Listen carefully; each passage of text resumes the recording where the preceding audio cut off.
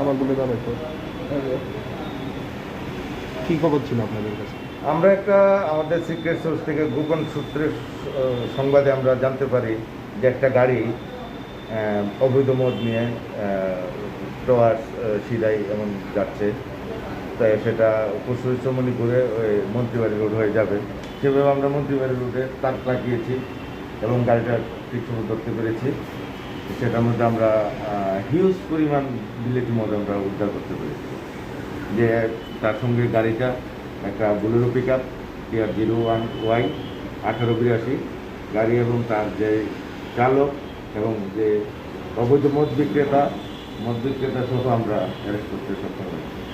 আটক করা বিলাতি মদের বাজার মূল্য কত হবে? কমসে কম 1 লক্ষ টাকা হবে। কজনকে আটক করা হয়েছে? ড্রাইভার এবং মালিক। এগুলি কোথায় নিয়ে যাওয়া হচ্ছে? এগুলো তো তাদের এখনও আমরা জিজ্ঞাসাবাদ করছি, দেখছি কোথায় যাবে সেটা আমরা তদন্ত করে দেখবো কোথায় নিয়ে যাচ্ছে এবং কীভাবে ওই ঘাঁটি করতে পারি আমরা।